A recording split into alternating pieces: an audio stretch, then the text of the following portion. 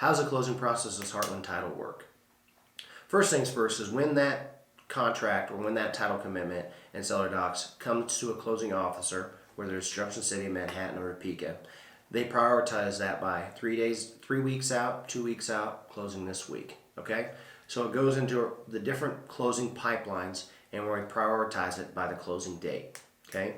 3 weeks out, 2 weeks out, you're going to receive an email from us saying, hey, these are the kinds of things that we need. So what's your commission? What's your transactions fees if you have anything?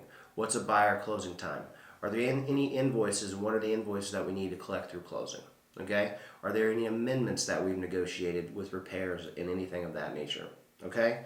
After that, we're going to request that we set up a buyer or seller closing time. We'll put that on our calendar and we'll add you to an Outlook invite. And then at that time, we can also do a seller closing. Okay? We started doing those quite a bit ago, and the reason that we did that is for ease for our customer. You schedule a time with your seller to come in, and those two clients of yours will come in. We'll sign all the deed paperwork. We'll explain the process to them. That ends up being a great thing for you. I can remember a variety of situations where sellers didn't get the money the day of the closing, and they didn't quite get anybody to explain the process to them. So for example, if the closing happened at 4 o'clock or 4:30 of that day at the end of the day and the buyer was purchasing their home, it's likely that they will not receive their wire till the next day. If the wire is a substantial amount of money and the sellers don't receive that, and then a buyer moves into that home, those sellers end up getting pretty upset if they don't understand the process. We can cut them a check that day, if that makes them feel warm and fuzzy, or we can wire them the funds the next day. Now the reason of that is the Fed closes down at 3 o'clock every day. So that means that wire would process the following business day. This is very important to explain to a seller, especially if it's a Friday closing. They won't receive their money until Monday. The second important thing on that issue is that if we issue them a check for $50,000, $10,000, $5,000, a lot of the times banks will put holds on those checks because they're not cashier's checks. Now that will depend on where the seller banks and how the procedure is at that bank. At that time, we schedule the seller closings. Closings will happen. As the closing happens, we work up the settlement. We work up the settlement statements. Okay, the settlement statement is created both for the seller and the buyer side.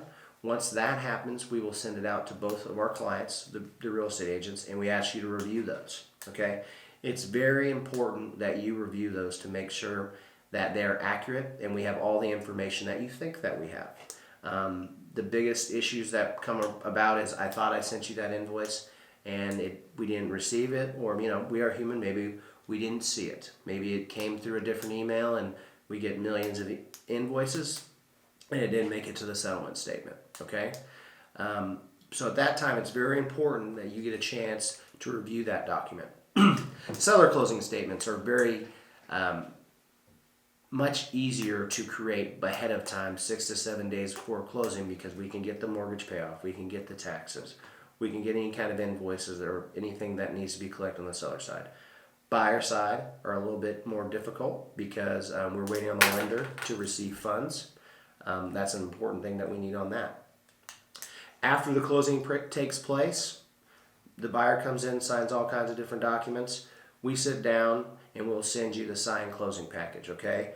In different markets, it's different things.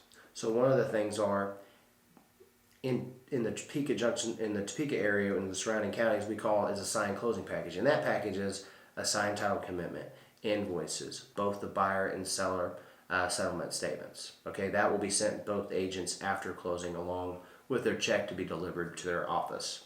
Okay, in the Manhattan and Junction City area, it's a little bit different. They want settlement statements, they want copies of invoices, and the other particular interesting thing to me is they want a copy of the sales validation questionnaire turned in with their commission check. We will deliver that, and we will also email it to you directly.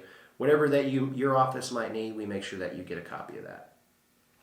That's the basic process, how a closing goes from as soon as it gets to the title department, how we work up settlement statements, and then what we send you after closing.